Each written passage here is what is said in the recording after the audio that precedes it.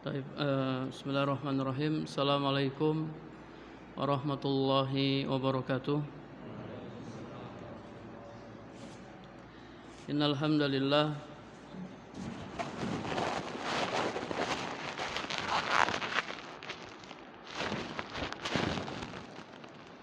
nahmaduhu wa nasta'inuhu wa nastaghfiruh wa na'udzu billahi min shururi anfusina wa min sayyiati a'malina. May yahdihillahu fala mudhillalah wa may yudlil fala hadiyalah. Wa ashhadu an la ilaha illallah wahdahu la syarikalah wa ashhadu anna Muhammadan abduhu wa rasuluh sallallahu alaihi wasallam. Amma ba'du, para jamaah, bapak-bapak dan ibu-ibu rahimakumullah, semoga Allah Subhanahu wa taala merahmati kita semua. Alhamdulillah, kita bertemu kembali dalam kajian kitab Mulakhas Fiqih. Kita masih membahas kitab Thaharah. Babun fi bayani nawaqidil wudu. Bab penjelasan tentang pembatal wudu. Para jamaah rahimakumullah, kita sudah bahas di pembahasan sebelumnya tentang kaifa yatimul wudu bisyurutihi wa furudihi wa sunanihi. Bagaimana cara menyempurnakan wudu dengan memenuhi syarat-syaratnya, rukun-rukunnya dan sunnah-sunnahnya. Jadi ada syarat-syarat wudu, kemudian rukun-rukun wudu dan sunnah-sunnah wudu. Kalau ini semua kita lakukan, maka wudu kita akan menjadi sempurna. Ada yang masih ingat apa saja syarat-syarat wudu? Ini kita merojah lagi. Apa syarat-syarat wudu? Biasanya ibu-ibu bisa jawab. Apa syarat-syarat wudu? Syarat wudu ada berapa? Ada 8. Yang pertama, Islam. Yang kedua, berakal. Yang ketiga, tamyiz. Yang keempat, niat. Yang kelima, air yang digunakan untuk wudu adalah air yang suci dan mensucikan. Yang keenam, air yang digunakan untuk wudu adalah air yang halal.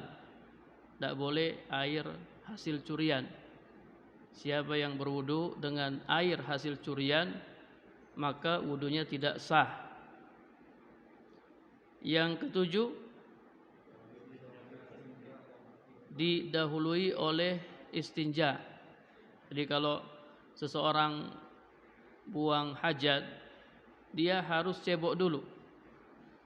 Kalau dia belum cebok, kemudian dia berwudu, maka wudunya tidak sah.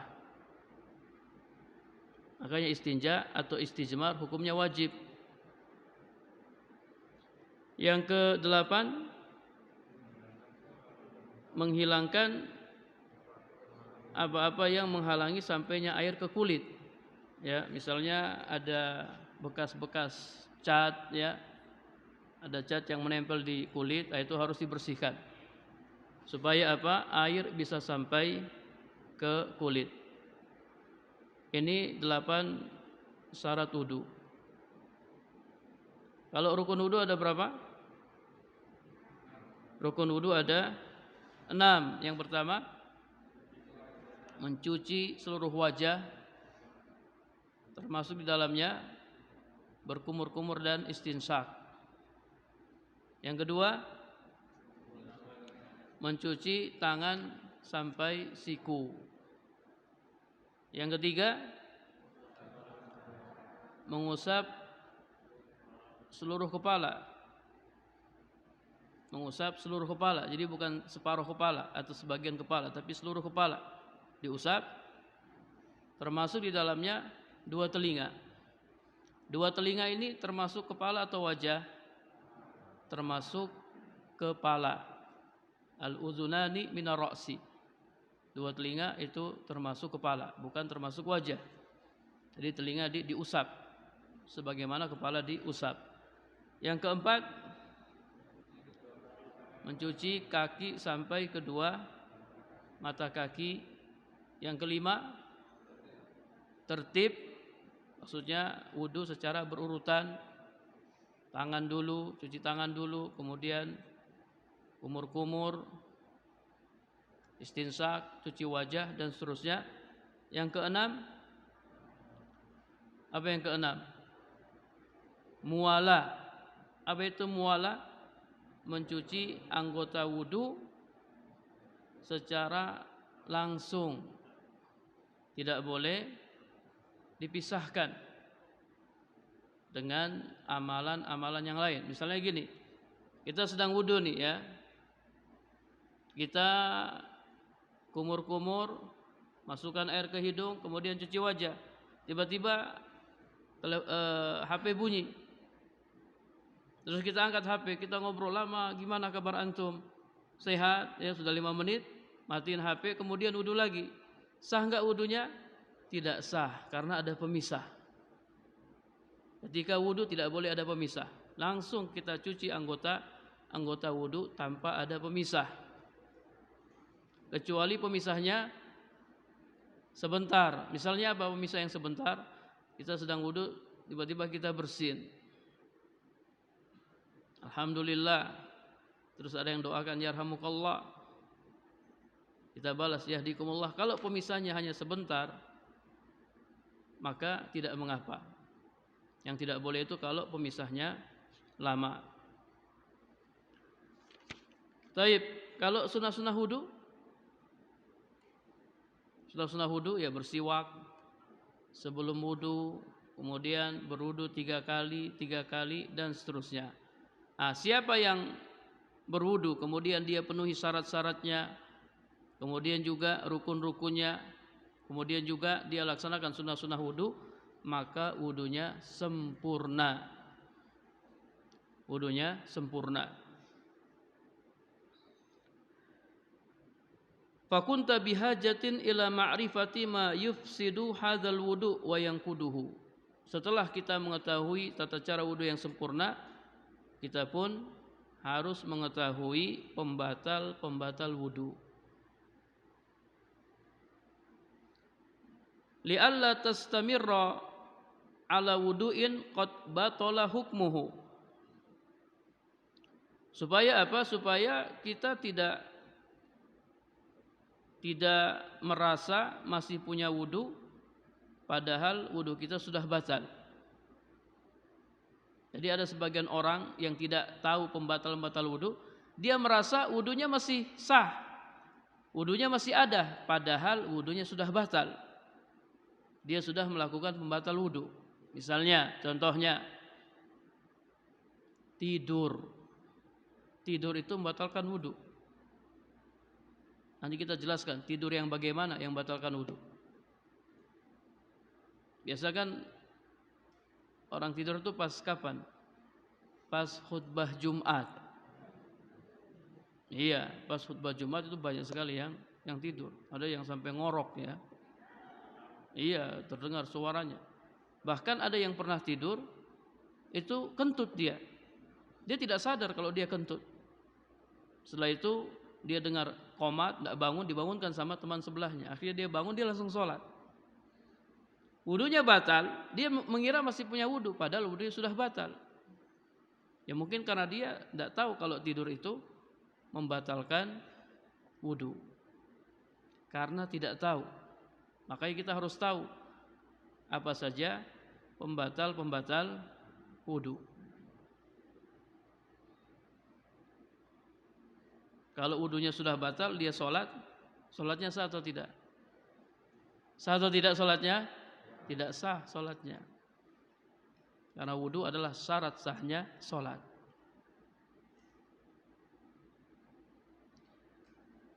Fa'lam ayyuhal muslim anna lil wudu mufsidat la yabqa ma'a wahidin minha lahu ta'sir. Ketahuilah wahai para jamaah bahwasanya wudu itu mempunyai perusak-perusak, di mana salah satu dari perusak-perusak ini menyebabkan wudu tidak mempunyai pengaruh, sehingga butuh melakukan wudu yang baru ketika seseorang ingin melakukan amalan-amalan yang disyariatkan padanya wudu. Jadi harus wudu lagi. Kalau wudunya batal ya dia harus wudu lagi.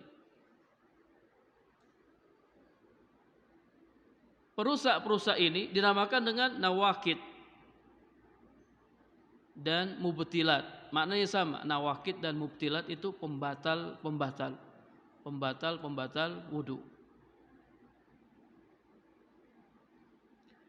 Dan pembatal wudu ini telah ditetapkan oleh pembuat syariat, Allah dan Rasulnya. Jadi yang berhak membatalkan, yang berhak menetapkan ini pembatal wudu. Siapa yang berhak menetapkan?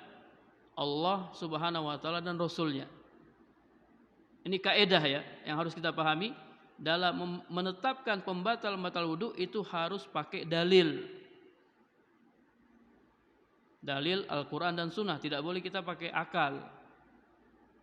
Harus pakai dalil. Harus ada dalilnya. Karena yang berhak menetapkan pembatal wudu itu pembuat syariat, Allah Subhanahu wa taala dan Rasulnya.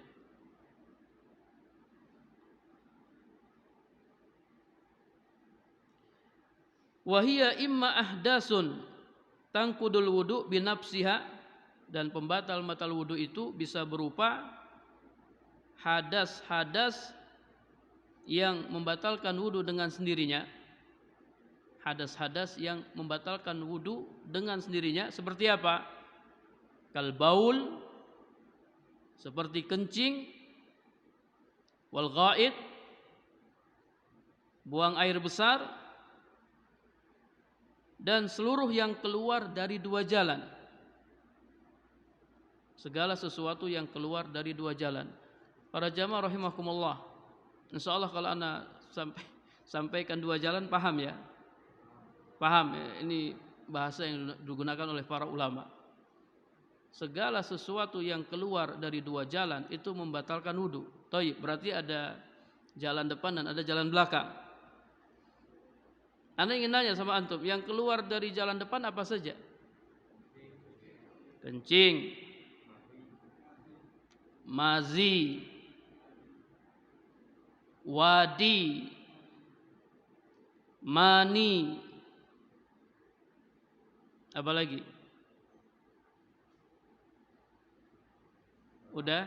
Ibu-ibu ada tambahan? Darah haid.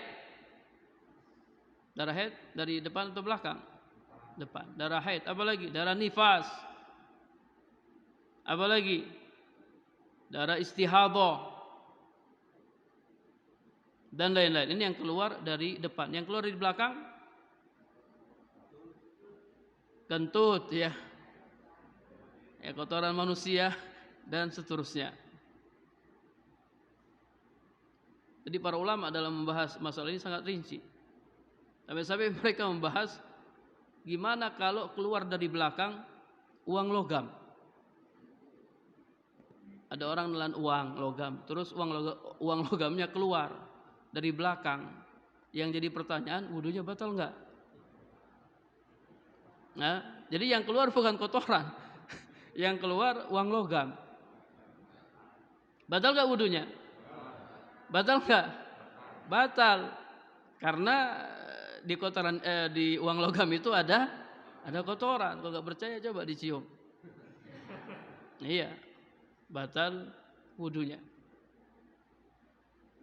Taib. Jadi segala sesuatu yang keluar dari dua jalan itu membatalkan wudu.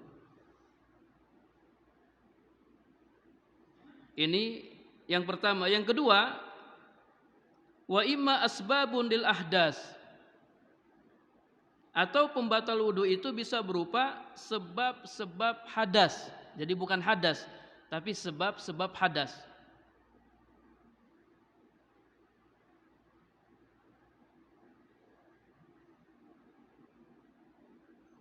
Yang mana apabila hal itu terjadi, maka diduga kuat telah terjadi hadas. Kalau hal ini terjadi, maka diduga kuat telah terjadi hadas. Seperti apa? Misalnya kazawalil akli, seperti hilang akal, atau akalnya tertutup. Kalau akalnya hilang seperti orang apa? Orang majnun, ya, orang gila. Atau ya akalnya tertutup seperti orang yang tidur atau pingsan. Fa inna zailal aqli la yuhissu bima yahsulu minhu. Karena orang yang hilang akal, dia tidak merasakan apa yang terjadi pada dirinya. Kayak tadi orang yang tidur, dia tidak merasakan angin yang keluar dari jalan belakangnya. Coba antum perhatikan ya, kalau orang tidur itu, kita kalau bangun tidur para jamaah, sebelum celupkan tangan ke dalam air, itu harus cuci tangan dulu. Kenapa? Kita tidak tahu nih tangan kita bermalam di mana. Aina batat yaduhu, kita nggak tahu. Orang yang tidur kadang dia masuk sana, ya, keluar sana. Iya, antum bisa lihat kalau di pondok-pondok pesantren tuh kelihatan sekali, karena kita tidurnya bareng. Kadang kita lihat teman kita tidur, tangannya masuk, tangannya keluar. Dia bisa nyentuh najis. Kalau dia langsung celupkan tangannya ke air, maka airnya bisa najis. Maka cuci dulu. Jangan langsung masukkan tangan ke dalam air. Dia tidak sadar apa yang dia lakukan. Dan juga dia tidak sadar kalau angin keluar dari jalan belakangnya. Dia tidak sadar kalau dia kentut. Banyak orang-orang yang tidur, mereka kentut, ya. Fa uqimat al-mazinnatu maqamal hadasi, maka dugaan kuat terjadinya hadas menempati tempatnya hadas. Artinya apa? Orang yang diduga kuat berhadas dihukumi berhadas. Ini kaidah. Orang yang diduga kuat berhadas, dia dihukumi berhadas.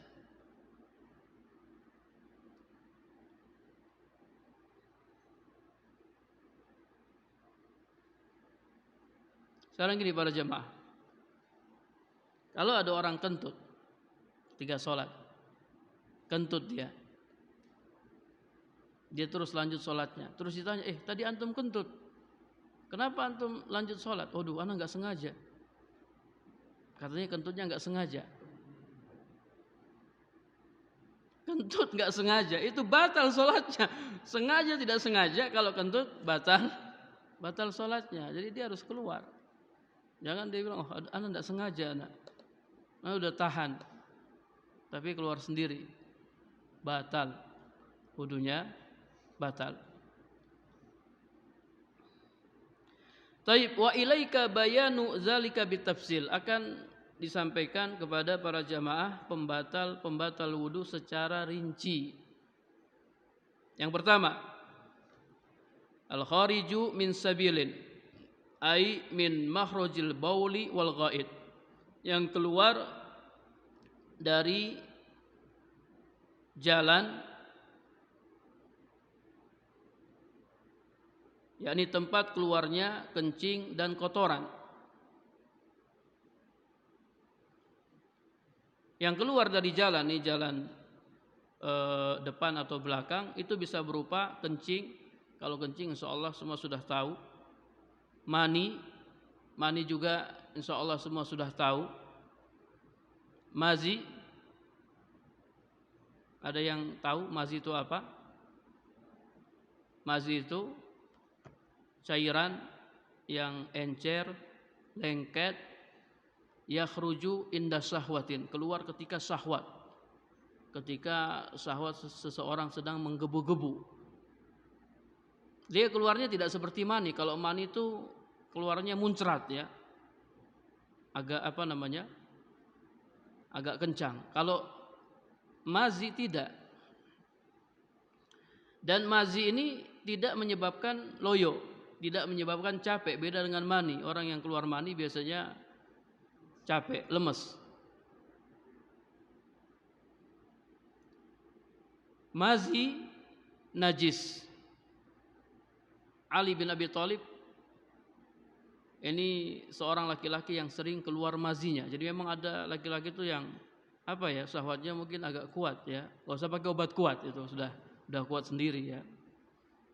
Ada orang yang mazinya sering keluar. Ali bin Abi Thalib mazinya sering keluar dan Ali ingin bertanya kepada Nabi tapi Ali malu. Kenapa? Karena Nabi itu mertuanya. Akhirnya dia utus seorang sahabat, kalau tidak salah Miqdad. Kemudian Miqdad bertanya tentang mazi. Kata Nabi, kalau keluar mazimu maka cucilah kemaluanmu dan berwudulah. Disuruh cuci kemaluan yang terkena mazi karena mazi itu najis. Orang yang keluar mazinya batal wudunya.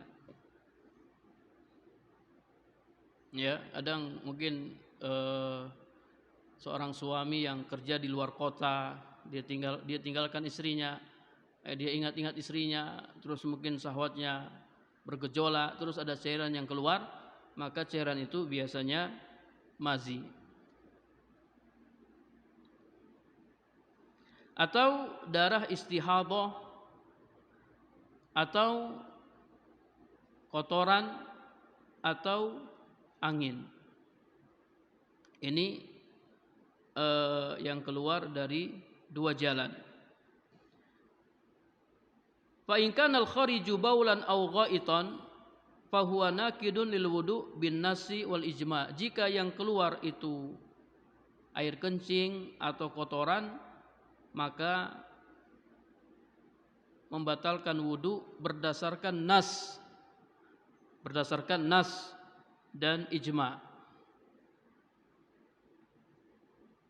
Allah Subhanahu wa taala berfirman tentang hal-hal yang mengharuskan wudu dalam surat Al-Maidah ayat 6, au jaa ahadun minkum minal ghaid, atau salah seorang di antara kalian kembali dari tempat buang hajat.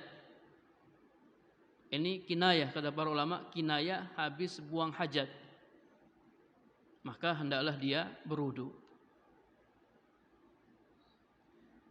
Jika yang keluar itu mani atau mazi, maka batal wudunya berdasarkan dalil hadis yang sahih. Kemudian berdasarkan ijma'. Imam Ibnul Munzir dan imam-imam yang lain menetapkan adanya ijma'. Siapa yang maninya keluar atau mazinya keluar, maka wudunya batal.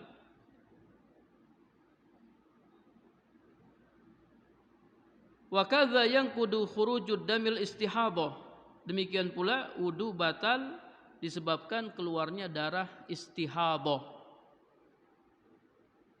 Darah istihadhah itu damu fasadin, ya, darah yang keluar karena ada kerusakan, kata para ulama, ya, karena penyakit atau gangguan pada urat yang berada di sekitar mulut rahim.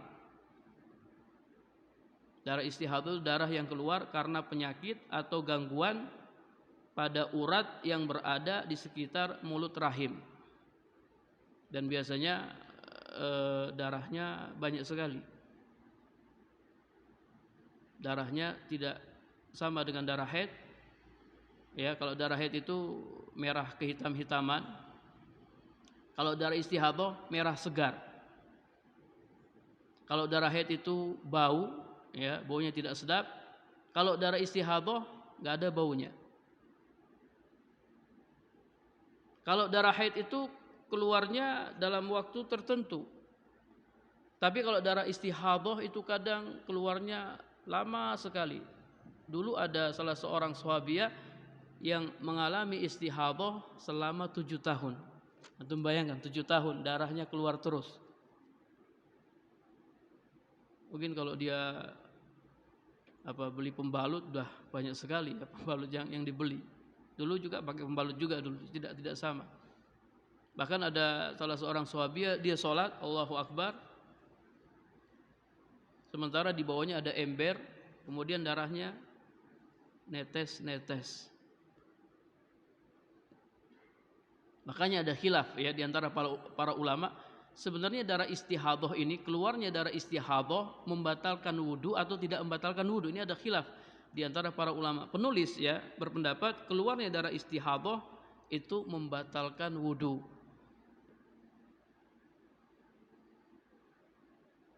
Penulis berdalil dengan hadis Fatimah binti Abi Hubeish, annaha kanat tustahadu. Fatimah binti Abi Hubeish pernah mengalami istihadhah. Kemudian Nabi bersabda kepadanya, "Fatawaddai wa sholli fa innama huwa irkun." Berwudulah dan salatlah karena darah istihadhah itu darah penyakit. Hadis riwayat Abu Dawud dan Daruqutni. Kemudian Imam Daruqutni berkata, isnaduhu kulluhum siqatun. Jadi sanadnya semuanya siqah.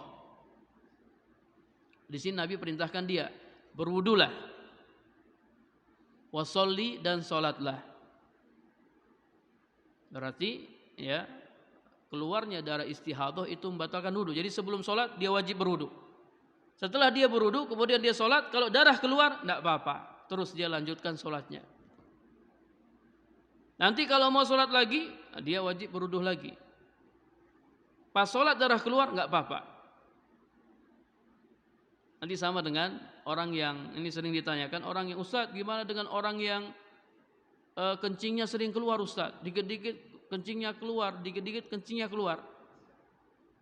Ini kena penyakit apa? Beser.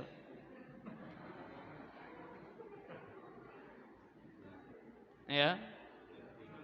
Orang yang diuji oleh Allah, ya ini ujian. Orang yang diuji oleh Allah dengan penyakit seperti ini, nanti hukumnya sama dengan wanita istihadhah. Jadi setiap kali dia mau sholat, dia bersihkan dulu ya kemaluannya, dia wudu, dia sholat. Nanti kalau kencingnya keluar ketika sholat nggak apa-apa, lanjutkan sholatnya. Tapi ketika mau sholat harus wudu dulu.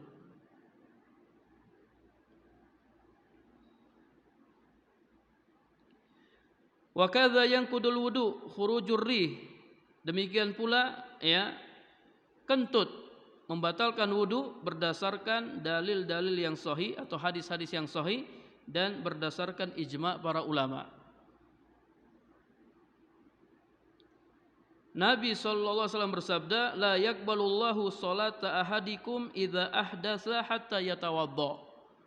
Allah Subhanahu wa taala tidak menerima salat salah seorang di antara kalian apabila dia berhadas hingga ia berwudu. Hadas ini maksudnya kentut. Atau di antaranya kentut. Dan Nabi sallallahu alaihi wasallam bersabda kepada orang yang ragu-ragu apakah dia kentut atau tidak kentut. Ini bagi antum yang ragu-ragu, antum ya kadang orang itu ditimpa was-was. Anak kentut atau tidak kentut ya? Kayaknya ada angin yang keluar.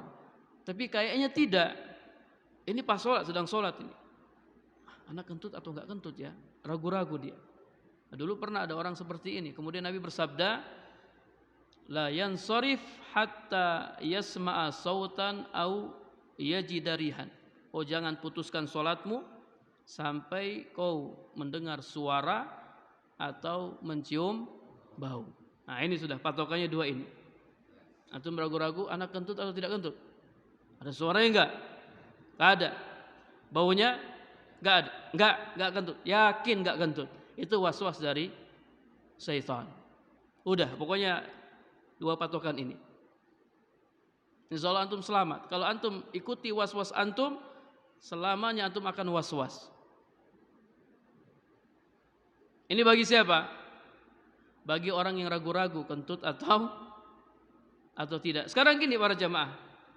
Sekarang misalnya ada orang yakin dia enggak kentut, tapi ada suara dan ada bau. Gimana nih, kok ada suara ya? Kok ada bau? Padahal anak yakin gak kentut, 100% gak kentut. Nah itu berarti bukan antum ya. Itu tetangga antum berarti ya. Itu orang sebelah berarti ya. Itu bukan antum. Itu kalau salat berjamaah ya.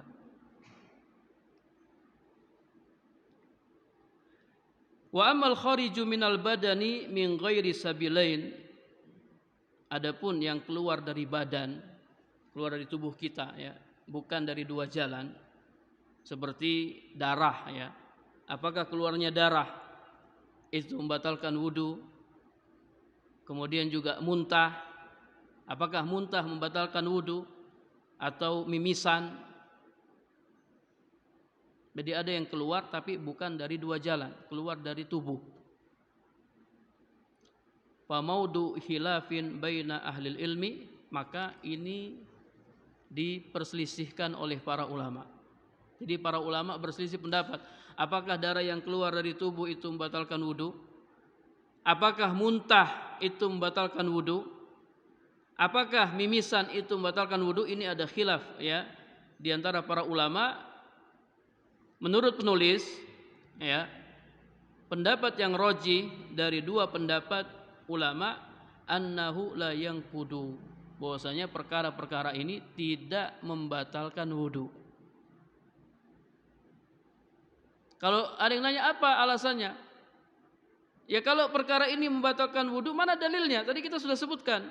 Yang berhak menetapkan ini pembatal wudu siapa? Allah dan Rasulnya. Menetapkan pembatal wudu harus pakai dalil. Kalau ada yang mengatakan keluarnya darah dari tubuh itu membatalkan wudu, mana dalilnya? Coba, mana dalilnya? Muntah. Kalau dia mengatakan muntah membatalkan wudu, dia harus datangkan dalil. Kalau tidak, maka perkara-perkara ini tidak membatalkan wudu. Namun, lau tawaddu'a hurujan minal khilaf lakana ahsan. Seandainya seseorang dia tetap wudu aja, ya, darahnya keluar, dia wudu, tujuannya untuk hati-hati ya, daripada nanti wudu saya batal atau daripada saya bingung, saya wudu ajalah. Lakana ahsan, maka ini lebih baik. Ini lebih baik keluar dari khilaf. Kita keluar dari khilaf para ulama. Namun sekali lagi yang rajih ini tidak membatalkan wudu. Sama halnya dengan para jamaah, ada orang yang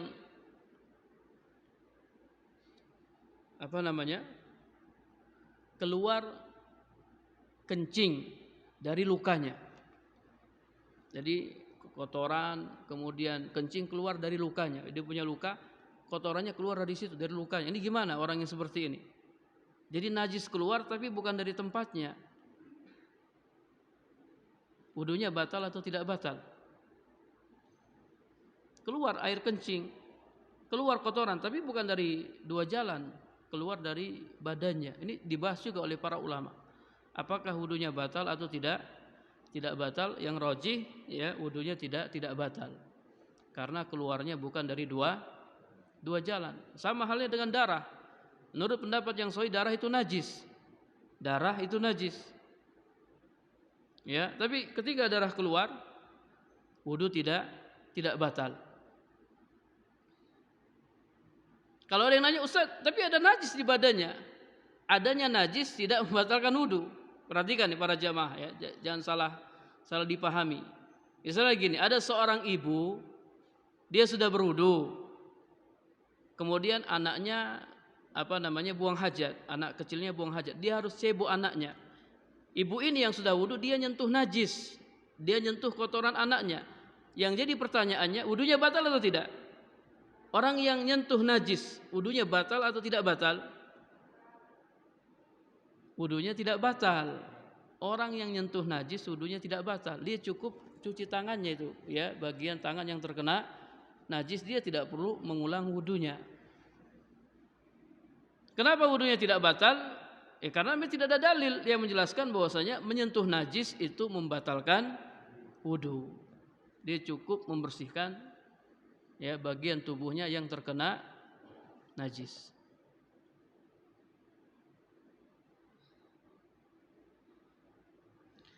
Kemudian termasuk pembatal wudu hilangnya akal atau tertutupnya akal. Hilangnya akal itu biasanya disebabkan gila dan yang lainnya. Tertutupnya akal itu disebabkan tidur, pingsan atau yang lainnya. Barang siapa yang hilang akalnya atau tertutup akalnya, maka batal wudunya. Lianna zalika mazinnatu khurujil hadas wa huwa la yuhissu bihi. Karena ia berada pada keadaan yang diduga kuat hadasnya keluar, sementara ia tidak merasakannya. Maksud dalamnya tidur ya, orang yang tidur wudunya batal. Cuman tidur di sini tidur nyenyak yang tidak menyisakan kesadaran. Adapun orang yang tidurnya tidak nyenyak, wudunya batal atau tidak batal? Wudunya tidak batal. Dahulu para sahabat ya, mereka menunggu sholat isya. Jadi sholat isya itu yang paling utama diakhirkan. Kalau sholat-sholat yang lain itu yang paling utama dikerjakan pada waktunya. Tapi kalau isya sunnahnya diakhirkan. Ini bagi orang yang tidak berat. Tapi kalau bagi orang-orang yang berat mengakhirkan sholat isya, udah sholat pada waktunya. Jadi Nabi pernah mengakhirkan sholat isya. Kemudian para sahabat menunggu sambil apa? Sambil ngantuk-ngantuk mereka. Apa namanya? Ngantuk-ngantuk ringan. Ya ngantuk itu tidur ringan. Ya. Kepala mereka sampai apa? Teranggu-anggu. Kemudian mereka ketika Nabi datang, mereka langsung sholat tanpa berwudu. Cuman apa sih batasan tidur nyenyak? Tidurnya itu seperti apa kira-kira para jamaah? Apakah tidur yang ada ngoroknya ataukah bagaimana? Apa batasan tidur nyenyak? Jadi sudah tidak tahu lagi ada apa yang di sekitar. Ada macam-macam lah ulama ngasih batasan. Ada yang ngasih batasan kalau dia megang sesuatu ya, dia megang sesuatu sambil tidur, terus sesuatu jatuh dari tangannya dan dia tidak merasakannya, maka itu sudah tidur nyenyak. Tapi kalau dia masih rasa jatuh, dia bangun lagi, ambil lagi, itu belum nyenyak. Ya intinya masing-masing kita tahu kapan tidurnya nyenyak, kapan tidak nyenyak. Kemudian termasuk pembatal wudu aklul lahmil ibili, makan daging onta, baik sedikit maupun banyak. Karena Nabi SAW memerintahkan untuk berwudu setelah makan daging onta.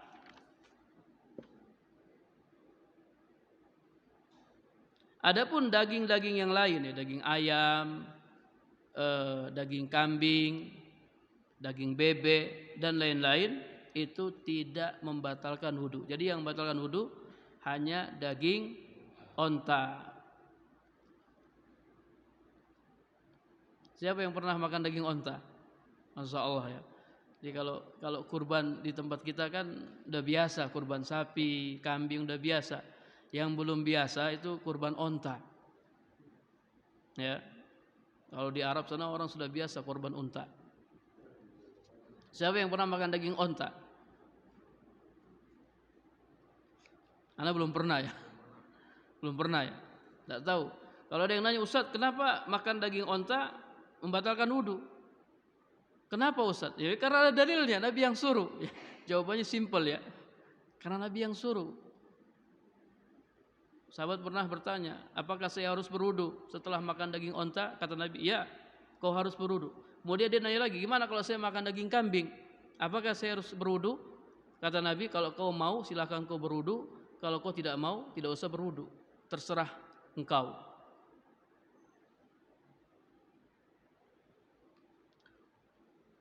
Taib, ini pembatal wudu. berdasarkan dalil-dalil yang sahih. Di sana ada pembatal wudu yang diperselisihkan oleh para ulama. Seperti apa? Menyentuh kemaluan.